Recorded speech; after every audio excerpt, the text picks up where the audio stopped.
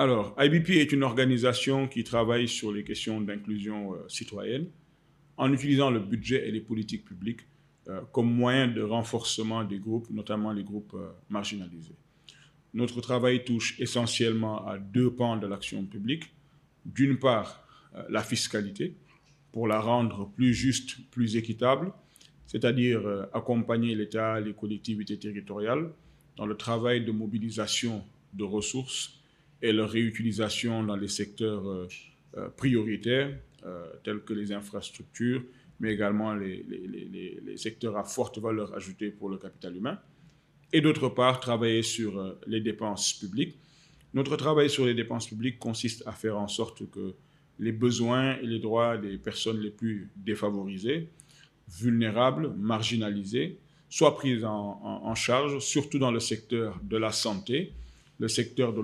l'eau et l'assainissement, également le secteur de la sécurité de l'eau, de la protection de l'environnement, en rapport avec les budgets des collectivités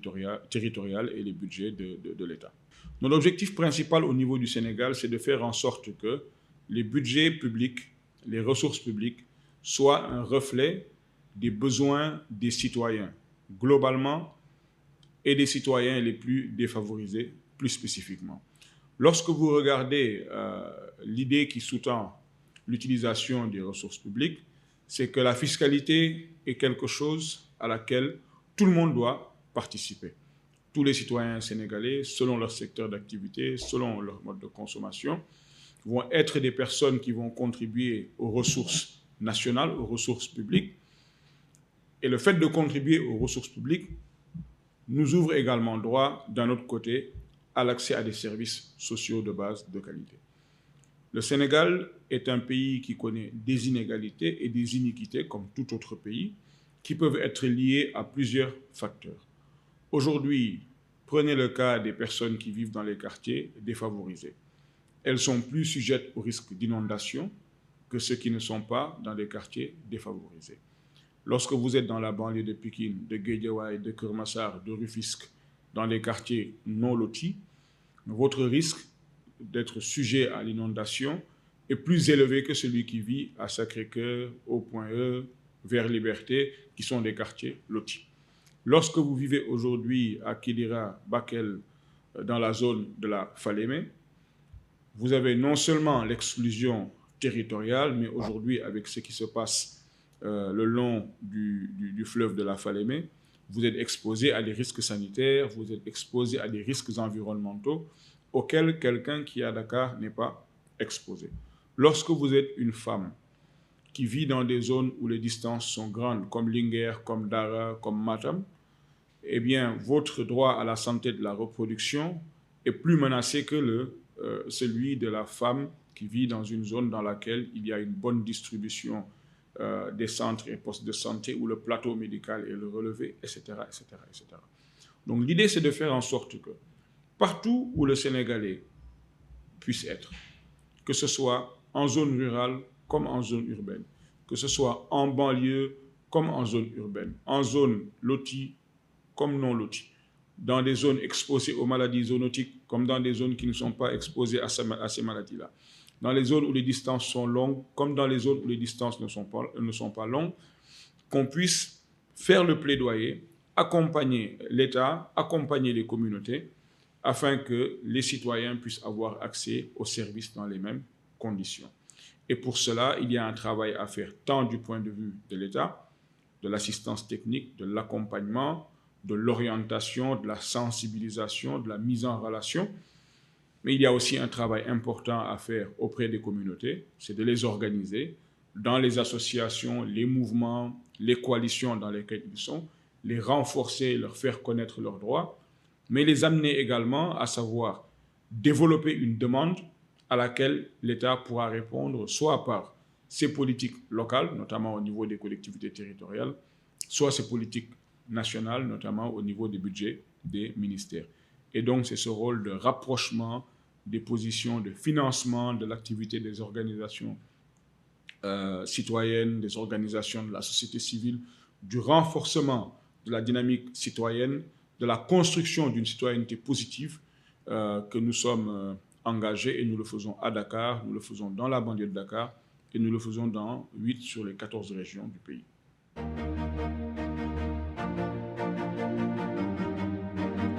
Alors, nos interventions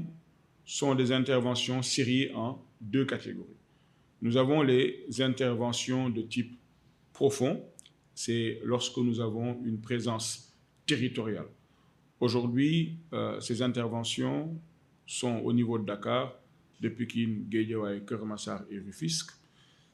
C'est au niveau de Louga, de Matam, c'est au niveau de Dara, c'est au niveau de Bakel, au niveau de Tamba, au niveau de Ziguinchor, etc. Maintenant, lorsque vous prenez le Sénégal et que vous ne le regardez pas seulement sous l'angle du découpage administratif, vous avez ce qu'on appelle des régions naturelles. Vous avez ce qu'on appelle des bassins agroécologiques. Et notre intervention peut également, dans certains cas, prendre cette forme-là. Aujourd'hui, nous travaillons sur la question de l'agriculture en lien avec les changements climatiques dans ce qu'on appelle le bassin arachidier. Nous avons également ce sur quoi nous travaillons, qui est la protection des ressources en eau, en relation avec les risques environnementaux, autour de la forêt classée de Mbao, autour de la région des Niayes. Nous travaillons également à renforcer les capacités des organisations de jeunes à porter le plaidoyer pour leur inclusion dans les politiques agricoles dans des zones comme le bassin de l'Anambé. Ce qui est important pour nous, c'est de travailler dans des secteurs et dans des zones identifiées comme des zones et des secteurs prioritaires par les citoyens, identifiés également par comme des secteurs prioritaires par l'État. Et aujourd'hui, la nature de l'intervention va être fonction du secteur également dans lequel nous intervenons. Autant dans certains secteurs, l'intervention par région peut être quelque chose d'important, autant, par exemple, dans le secteur de la santé, nous allons nous intéresser à la carte sanitaire. Aujourd'hui, dans le secteur de la santé, nous appuyons le dialogue de gouvernance sur la gestion de la santé, de la reproduction et de la santé primaire, et ce, dans les zones qui sont dites rouges et oranges de la carte sanitaire, là où le taux de morbidité et de mortalité est quand même plus élevé que la normale.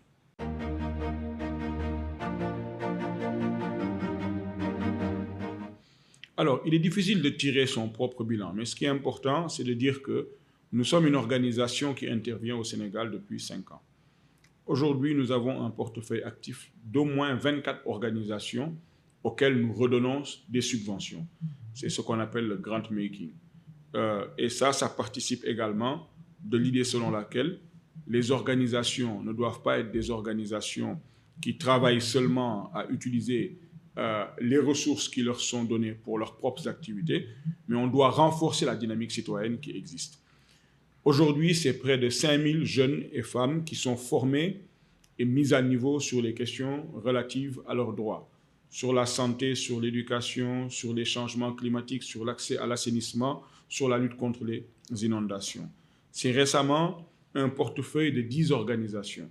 entre Pikine, Guédiawaye, Keur Massar et Rufisque qui ont reçu des subventions pour pouvoir porter le travail de la prévention et de la riposte contre les inondations. Les volontaires de l'assainissement, le réseau des Badianogor, la Fédération sénégalaise des habitants, les délégués de quartier, les journalistes en assainissement. C'est un travail assez important de recherche et de production sur les questions fiscales. Aujourd'hui, vous entendez beaucoup parler de la question des dépenses fiscales, vous entendez beaucoup parler de la question de la lutte contre la corruption dans le secteur des impôts, de la digitalisation des impôts, mais également de la création d'une économie numérique. C'est un travail que nous appuyons avec l'Ordre national des experts, avec des organisations comme l'Ex-Africa, en relation avec la Direction générale des impôts et des domaines, et en relation avec le ministère des Finances et du Budget. Mais c'est également un travail important de collaboration avec le ministère de l'Eau et de l'Assainissement, la Direction générale de l'ONAS, dans ce qu'on appelle l'opération Wadial Nawet, qui est une opération de prévention et de mitigation des risques liés au changement climatique. C'est un appui à des organisations qui sont aujourd'hui dans la zone de la Falémé, à Bakel, où la question de la pollution, de la sécurité de l'eau est en train de poser un risque assez important en matière de destruction de l'environnement, de destruction du cadre de vie, de destruction de la source de revenus des individus, mais c'est également un travail assez important dans le dialogue de gestion, dans la gouvernance du système sanitaire, en relation avec les commissions de développement, les comités de développement sanitaire, les CDS, pour faire en sorte que nous identifions au niveau des différentes collectivités territoriales les problèmes liés à la santé, principalement à la santé des femmes et des personnes handicapées, le lien de ces problèmes-là avec la question de la couverture maladie universelle, le plaidoyer pour le renforcement du financement du secteur de la santé, l'identification des difficultés dans la chaîne de remontée des données, la capacitation des organisations sur les questions relatives au plaidoyer pour leurs droits aux services sociaux de base. Mais je trouve que de manière transversale, ce qui est le plus intéressant dans le travail que nous avons pu réaliser jusqu'à présent, c'est de faire en sorte de socialiser le débat sur les finances publiques, le débat sur le budget, le débat sur les dépenses publiques, et de mettre le lien nécessaire, de créer le lien nécessaire entre l'État, qui a lui-même la charge de la gestion, de la planification des ressources publiques, et les communautés, pour qu'on puisse avoir un lien plus direct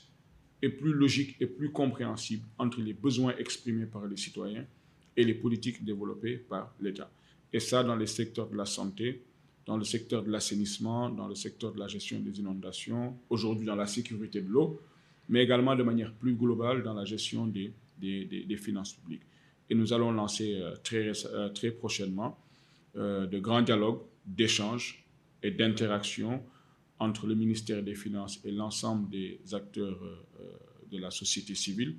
Mais également, nous allons continuer à maintenir le cap. Faire en sorte aujourd'hui que ces jeunes, qui sont 1 sur 2, lorsqu'on regarde, sur 2 Sénégalais, un a au moins de 19 ans lorsqu'on regarde les statistiques et la démographie, faire en sorte que la question de l'emploi des jeunes, la question des priorités de la jeunesse, la question des priorités des femmes, mais également des groupes les plus défavorisés, soit à l'agenda des politiques publiques. Et nous pensons que le contexte dans lequel nous sommes aujourd'hui est un contexte favorable à ce type d'intervention.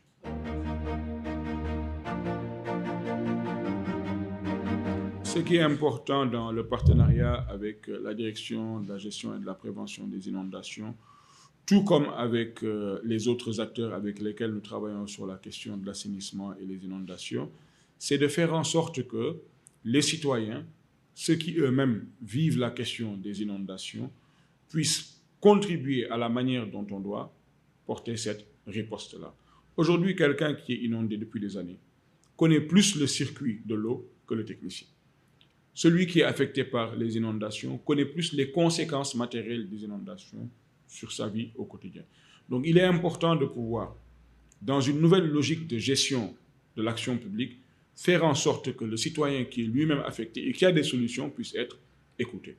Et de l'autre côté, ça consistera également à appuyer les autorités de l'État, à communiquer envers ces citoyens, à les cibler dans les mécanismes de riposte, à faire de la sensibilisation pour que les comportements citoyens qui peuvent eux-mêmes être à la base des inondations ou les aggraver dans un contexte de changement climatique, que nous les identifions ensemble et que nous les prévenions ensemble. Ça va être beaucoup de travail de sensibilisation, d'information, d'alerte précoce, parce que les inondations, c'est également de la prévention. Mais ça va être également d'organiser la dynamique citoyenne. Aujourd'hui, comme je vous ai dit, nous finançons beaucoup d'organisations à la base, organisées, structurées, compétentes, travailleuses, qui peuvent avoir la capacité d'intervenir de manière assez importante sur ces questions de manière autonome.